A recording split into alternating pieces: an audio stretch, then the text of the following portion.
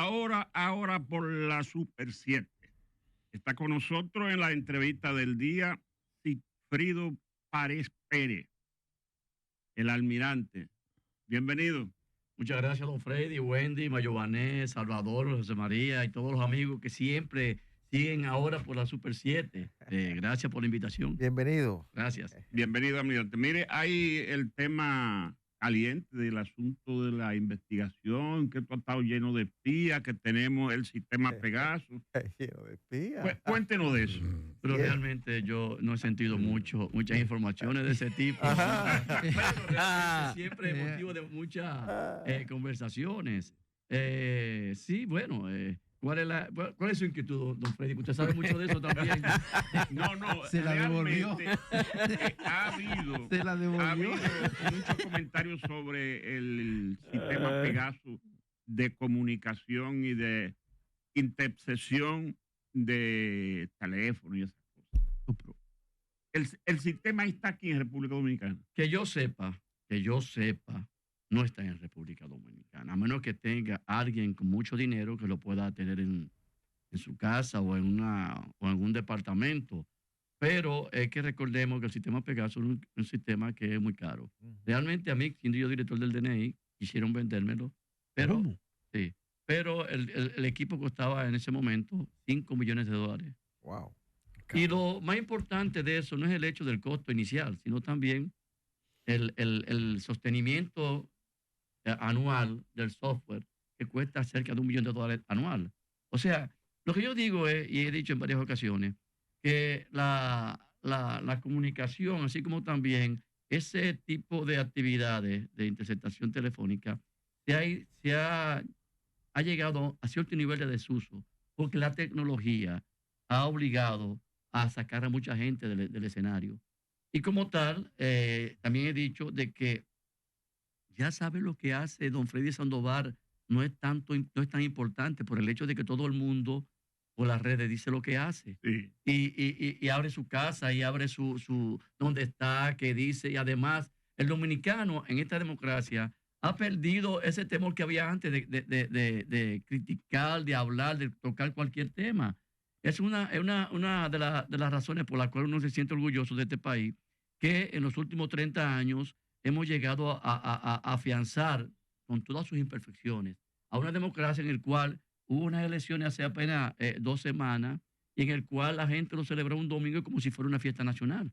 O sea, anteriormente recordemos que unas elecciones paralizaban el país una semana y hasta un mes. Y la semana de las elecciones todo se paralizaba. Ya no.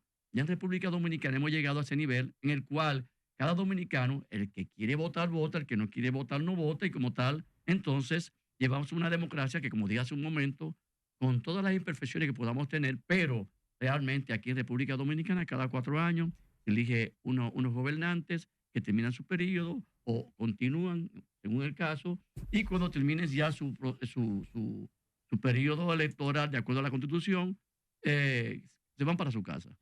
Almirante, mire, al presidente de la República, con la aprobación de la mayoría en el Congreso, la ley de investigación del DNI, está flotando por ahí, normal, tal cual, está caminando. Entonces el presidente de la República ha comisionado a personas para corregir los entuertos que hay. ¿Usted ha estado en esa comisión? No. Yo supe de la legislación cuando era anteproyecto, en el cual yo tengo muy buena relación con el mismo director actual, porque el hecho de que los directores del DNI siempre tienen algún tipo de comunicación por la experiencia que uno pudo haber tenido o anteriores directores en situaciones que pudiesen tener algún tipo de preocupación en los momentos actuales, y siempre se consulta a los anteriores. En este caso, bueno, lo conocí como anteproyecto. No es el mismo proyecto que nosotros dejamos en carpeta en el año 2020, tiene algunas diferencias, y naturalmente se ha hablado mucho del artículo 11, que es el artículo que realmente ha preocupado a la ciudadanía por el hecho de que obliga, entre comillas, a las personas a dar la información al departamento. Y yo siempre he dicho que un departamento de inteligencia, su esencia es conseguir las informaciones sin tener que obligar a nadie, o sea, por los medios que considere del lugar. Y como tal, entonces, eso tiende a mover a preocupación. Además, también hay 2 artículos, creo que el 23, o 22, 23, 23, 24, que establece sanciones para aquellas personas que se nieguen a dar las informaciones. Eso realmente contradice lo que es la misma parte constitucional, así como también lo que son los derechos individuales de las personas. Y como tal, como dije hace un momento, realmente lleva al escenario público un tema o una preocupación que no debe estar en los medios de comunicación. Y yo dije en su momento, cuando se publicó esa ley, la ley de la dirección actual de inteligencia nacional, que simplemente se resolvía ese problema con enviar un anteproyecto modificando el artículo 11, 22, 23. Y ya, porque todos los artículos, aparte de estos 3 artículos, son importantes porque realmente llevan al DNI o a la DNI actualmente a la modernización de los momentos actuales. Hay que recordar que la ley anterior es del 28 de julio de 1978, que se hizo una transición de Joaquín Balaguer a Antonio Guzmán, mayor oficial en ese momento de la Armada. Empezó usted muy joven. Sí, claro, con 15 años en la academia. Y ya esa ley anterior tenía apenas 7, 8 artículos porque era una página y media. Y de ese momento a esta parte, el DNI ha crecido, se ha profesionalizado, se ha diversificado.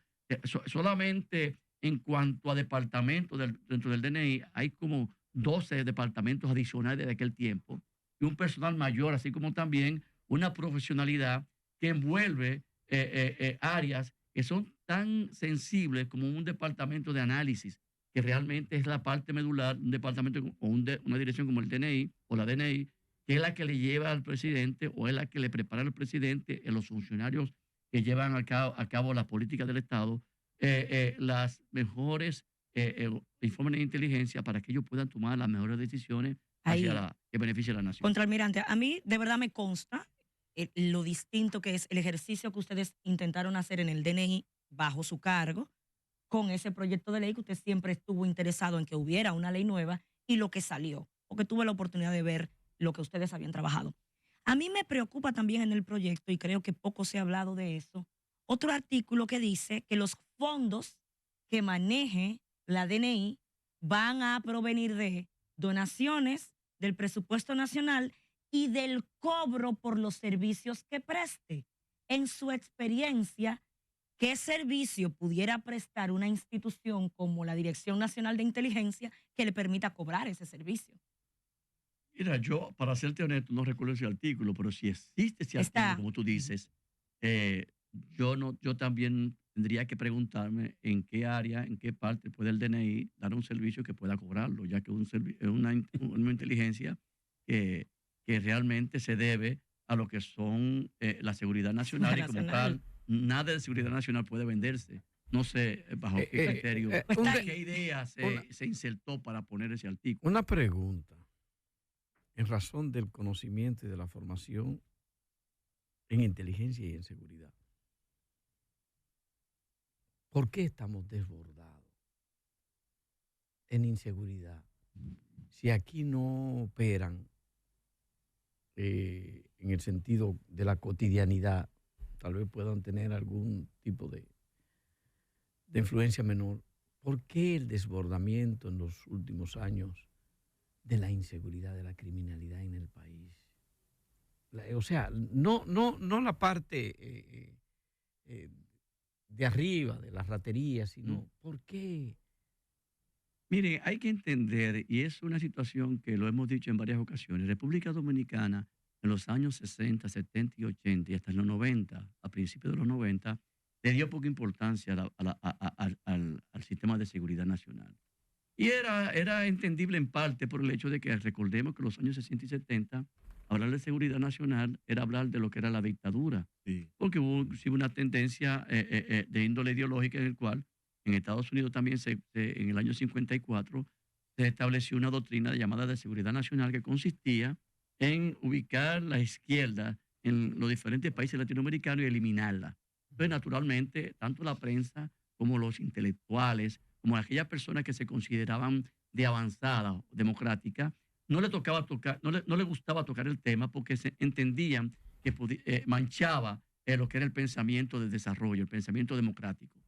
Era una distorsión por el hecho de que esa doctrina de seguridad nacional que puso aquella vez en ejecución el general Marshall Taylor de Estados Unidos fue simplemente un nombre que le puso a un plan que realmente manchó lo que era el pensamiento de seguridad nacional. Por esa razón, en los últimos ya 20 o 30 años, hemos venido trillando y recuperando el espacio perdido de esos años para poder llevar a la República Dominicana a unos niveles de seguridad que puedan ser acorde al desarrollo del país. Porque hay que recordar que República Dominicana en los años 60 y 70 era casi una aldea.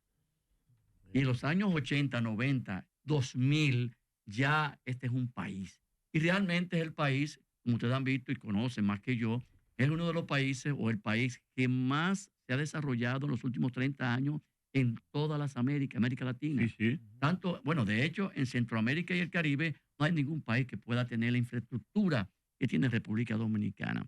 Pero que también, para sumarle a eso que tú acabas de mencionar, una parte que es vital entenderla, República Dominicana es el único país del mundo que tiene frontera terrestre con Haití. 390 kilómetros de frontera con el país más pobre del hemisferio. Pero no solamente que el país más pobre del hemisferio, es el país que tiene dentro de su propia nación casi un 70% de sus nacionales indocumentados. O sea, para cualquier país del mundo tener una frontera terrestre con una nación de esa naturaleza es una alta preocupación y eleva los niveles de seguridad. Pero que también República Dominicana, como hemos dicho en otras ocasiones, toda la costa sur, el litoral sur de República Dominicana está frente a frente, hace frontera marítima con el litoral norte de América del Sur, donde se produce toda la cocaína del mundo. Sí. Pero también República Dominicana es el líder del turismo en todo el área del Caribe. Entonces, como tal, eso es beneficioso y es la bandera de desarrollo. Pero dentro de esos 10, 11, 12, 13 millones de visitantes que podamos tener, se infiltran algunos delincuentes. Eso es natural.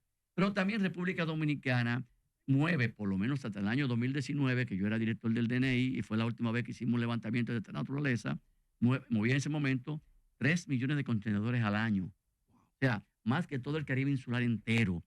Me imagino que hay mucho más ahora. Lo que quiero decir con esto es que realmente hay un nivel de riesgo en el país que eleva los niveles de seguridad. Por esa razón, entonces, la nación debe volcarse a proveer a la ciudadanía de niveles de seguridad que tengan acorde con el desarrollo que tiene República Dominicana. Quisiera que nos quedemos justamente en la parte más compleja, creo que ha mencionado de todo ese importante análisis, que es la frontera con Haití. Este gobierno ha tomado algunas decisiones para rodearnos de algún punto de algo más de seguridad. Tenemos un muro con las críticas que podrá llevar, que si tiene tecnología o no lo tiene, que para mí es más una verja que un muro, pero hay algo ahí hecho. Y actualmente se está tomando el dato biométrico de quien cruce, que no tenemos una base de datos para contrastarlo porque allá no tienen documentos, pero por lo menos se está tomando un dato. ¿Cómo hemos manejado nosotros tradicionalmente como República Dominicana la información, el análisis de información de eventos de riesgo desde Haití? ¿Y cómo cree usted que pudiera afectarse en la actualidad con ese momento tan especial que está viviendo Haití? Sí. Mira, no es un secreto que República Dominicana, y en el caso de la DNI actualmente, y bueno, y cuando éramos director, hay un departamento que solamente trata asuntos haitianos. Y ese departamento le da seguimiento a todo lo que sucede en Haití, no importa que tenga mucha importancia, valga la redundancia, o poca importancia. Porque muchas veces una situación que tiene poca importancia, con el tiempo puede provocar que aumente la preocupación. Y naturalmente ese departamento trabaja a diario y tiene un monitoreo de todo lo que sucede en Haití, de tal manera que pudiésemos tener informe de inteligencia activo, diario, de lo que está sucediendo en Haití. Como tú acabas de decir, es una preocupación de la República Dominicana, de la nación dominicana, por el hecho de que es Haití en un país que está en una crisis permanente política, social y económica. Y además no estamos hablando de 1 millón de habitantes, estamos hablando de 10, 11, 12 o 13 millones de habitantes que realmente no tienen ni la más mínima, en gran parte, condiciones de vida. Y eso, naturalmente, si provoca incertidumbre y provoca intranquilidad social y económica y política en Haití, o sea, eso puede naturalmente tener un efecto simpatía, entre comillas, hacia República Dominicana. Por esa razón hay que mantener permanentemente ese tipo de análisis en la frontera. Es importante señalar, trayendo por los moños, como dicen en el argot popular, lo que fue el cambio que se dio de lo que era la parte de seguridad nacional. Hay que recordar que República Dominicana, por lo menos la parte de defensa, Fuerzas Armadas, fue el primer país, o por lo menos el único país que ha logrado hacer un mix de lo que es la doctrina de defensa con seguridad interna. Y yo recuerdo que en el año 2006, siendo yo secretario de las Fuerzas Armadas, vinieron generales de Chile, Argentina, Colombia, a preguntar de qué manera logramos nosotros hacer ese mix, por el hecho de que es difícil. Esos países tienen la defensa muy bien delimitada en su área y la seguridad interna muy bien delimitada en otra área. Pero República Dominicana tiene una particularidad, como dije hace un momento, es el país de más alto riesgo de las Américas y tiene fronteras que son difíciles de controlar por parte de una ente policial. Por esa razón, la Fuerza Armada tuvo que iniciar un proceso en el año 97 que muchas veces la ciudadanía no se da cuenta, pero las Fuerzas Armadas se mantienen haciendo planes sobre posibles crisis futuras. Y en el año 97, siendo el almirante Paulino Álvarez, en paz descanse, secretario de las Fuerzas Armadas, se creó el Cuerpo Especializado de Seguridad Aeroportuaria en los aeropuertos, y eso naturalmente provocó unos niveles de seguridad muy eficientes en los aeropuertos, porque recordemos, don Freddy y yo, que somos los paquitos, bueno, Mayované un poco también, somos un poquito mayores, recordamos en los años 70 y 80, donde habían esos contrabandistas de mercancías en los aeropuertos que le llamaban a aquellos que eran muy buenos, que eran grandes, le llamaban maruceros. Maruceros porque, haciendo una analogía, había unos barcos inmensos japoneses, Japan Maru, Spain Maru. Maru es un término japonés que indica grande. Entonces, como tal, un marucero era una persona que llevaba contrabando grandes. Entonces, se comenzó ese proceso de controlar fronteras, tanto aérea, portuaria, aeroportuaria y fronteriza. Y en el año 2020, siendo el presidente Hipólito Mejía presidente, en diciembre, se creó el Cuerpo Especializado de Seguridad Portuaria en los puertos. Sí. Hay que recordar que eso fue 9, 10 meses antes del 11 de septiembre. Sí. En el año 2001, yo era en ese momento su secretario, Estados Unidos creó lo que ustedes conocen como Homeland Security a raíz de esa situación. Y se crearon los códigos de protección de buques e instalaciones portuarias. Cuando llegaron a la República Dominicana no tuvieron que hacer nada, simplemente aplicar esos códigos porque ya teníamos la unidad preparada. En un informe ellos lo consignaron. Incluso. Exactamente. A mí me sorprendió. Sí, o sea que nosotros estábamos un paso adelante. Y realmente también eso provocó que en el año 2006, siendo yo secretario de las Fuerzas Armadas, creáramos el Cuerpo Especializado de Seguridad Fronteriza, el CEFRON, para unificar las 3 fronteras y tener un nivel de seguridad que, de no tener ese cuerpo especializado, señores, República Dominicana estuviese mucho peor de lo que está. Mire, almirante, sin embargo, República Dominicana, y lo digo a propósito de que usted dice que el DNI le presta mucha atención a lo que ocurre en Haití y que está muy bien informado.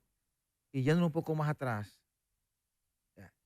durante la dictadura Trujillo incluso hasta quitaba presidente de tanta información que tenía de Haití. Sin embargo, me llama la atención que en Haití ocurrió un acontecimiento que me gustaría que usted lo abordara desde el punto de vista de que el presidente Leonel Fernández visitó Haití con una comitiva de funcionarios de su gobierno y su vida estuvo en peligro en Haití. De hecho, vimos a ministros correr para salvar su vida y el propio presidente Fernández hace varias semanas durante la campaña dijo que parte de su seguridad tuvo que quedarse oculta en Haití y regresar luego por tierra.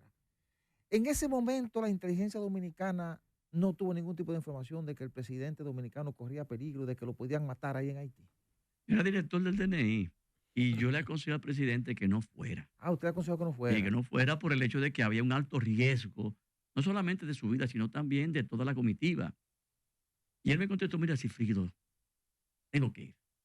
Tengo que tomar el riesgo porque como nación fronteriza y República Dominicana y Haití de no ir sería un paso muy negativo políticamente para la República Dominicana. Mm. Y naturalmente se asumió el riesgo y se tomaron las medidas para evitar cualquier tipo de... Y bueno, ustedes, lo demás ya ustedes lo conocen. Su vida estuvo en peligro, así como tienen los funcionarios, y tuvo, como tú acabas de decir, ciertos oficiales de seguridad tuvo que quedarse por varios días en Haití para retornar. Pero Almirante, en Estados Unidos, por ejemplo, el Departamento de Seguridad del presidente tiene la autoridad de decirle, no, presidente, aunque usted quiera, usted no puede. Aquí no. Y frenar. Mira, aquí es diferente. Acuérdate que en Estados Unidos no hay guachupitas, ni hay, como dijo el presidente Fernández, y no hay los minas. O sea que un presidente de República Dominicana tiene que estar permanentemente trazando política. Aquí no hay Mar-a-Lago, ni aquí no hay Camp David Ranch, o sea, para un presidente. Hay una casa ahí en Juan Dolio, pero se usa muy poco porque el presidente dominicano, en un país como este tan complejo, tiene que estar 24/7 todos los días de la semana envuelto en situaciones políticas. Almirante, con el caso haitiano, ¿ustedes tenían datos generales de inseguridad como se tiene ahora, o ustedes tenían información específica de personas peligrosas que pudieran estar esperando a que las autoridades dominicanas llegaran para atacarlas? Habían nombres y personas que estaban, a ese nivel. De hecho, murieron varias personas en ese momento, porque realmente para sacar al presidente Fernández tuvo que abrir trocha, a fuego. Pero yo no me refiero al momento del ataque, sino antes de la inteligencia identificó personas peligrosas que podían. Pero esa persona, recordemos que en ese momento fueron llegando gente de la población. Sí. Esos líderes no estaban presentes ahí. Y naturalmente utilizaron a otras personas de menor nivel para tratar de hacer algo en contra de la sociedad dominicana. Cifrido, precisamente utilizando eso como un puente hacia la política. La inteligencia, la investigación y los políticos. ¿Por qué cometen tantos yerros los políticos? Es por falta de analítica, de inteligencia, es por falta de orientación, y me refiero al comportamiento de los partidos y de los políticos. Uno sabe que el presidente está bien informado, sea quien sea, está muy bien informado. Yo diría que demasiado bien hiperinformado. Exactamente. Y esa precisión de entregarle tantos datos puntuales por horas,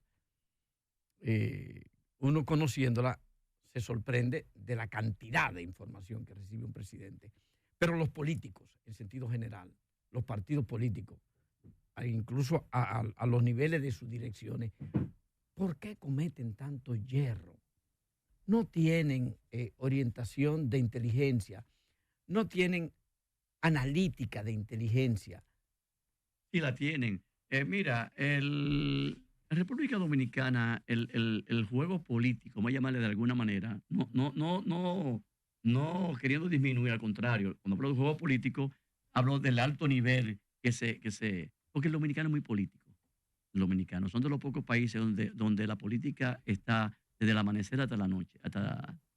Y naturalmente se confía en que tú puedes decir a un presidente, tú puedes decir a un político, tengan cuidado con Juan Pérez, que Juan Pérez en tal sitio parece que está involucrado, pero no hay nada que pueda amarrarlo